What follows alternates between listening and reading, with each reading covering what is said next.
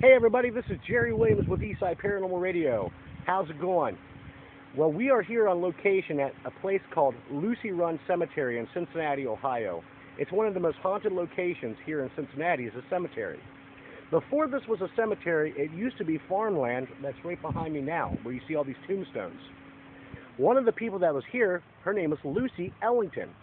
Lucy, one night, got into a fight with her husband, and she ran down the side of this hill right here, down across into a creek, and her horse tripped and fell, and she drowned to the despair of her death.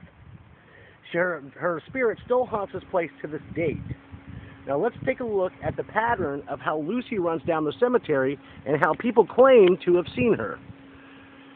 A lot of people say that she runs from up here where her grave is, all the way down this hillside, across the road and into the creek where she drowned. Lucy is still known to haunt this place to this date. Here at Eastside Paranormal Radio, we are going to set up a location to do an investigation here tonight. Now, Lucy is said to usually run from, like I said, from up here to her grave down the hill one more time so everybody knows what I'm talking about. Now what we do is we like to set up some cameras, and the best place to set up cameras is one over here and actually one over here. So we're going to set up some cameras over here so we can capture Lucy running this way and Lucy running that way. If we have two cameras on each side, we can be able to see what we have going on. We want to make sure we get a good view of this area. The amazing part is that if we do capture her, definitely this is going to be some good footage.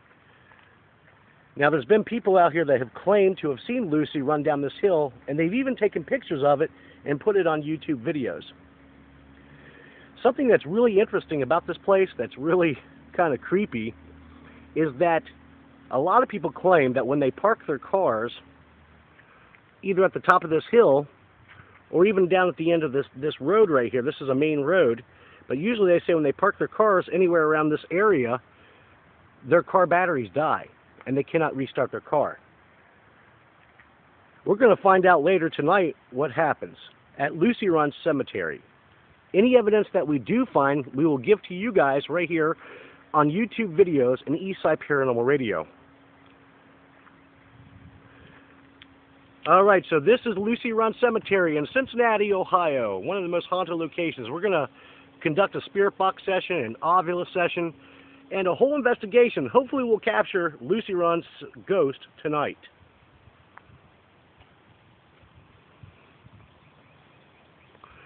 Alright everybody, once again I'm Jerry Williams with Eastside Paranormal Radio. Real quick, let's do this. Let's do the question of the day. We're going to start doing the question of the week instead of question of the day, so I just want to let everybody know. Today will be the last question of the day, and then we're going to start doing it one time a week. So today's question of the day comes from Margaret Anderson in Texas, who writes, how does demons possess a person? Well, Margaret, one thing that happens with people that have demons is if a demonic entity wants to possess a person, what it will do is it will look for somebody that has a weak spot in them. If their faith is weak, or if they have summoned them through using the spirit boxes, can get demons to come across, Ouija boards, any of those devices can still have demons come across. You have to remember, anytime you open up that portal of the third world, demons can still get through these devices. It's always important to say a protective prayer when you start your session and when you end the session. Anything you do that deals with this third dimensional world or paranormal, you should always say a protective prayer at the beginning and at the end of the investigation or session.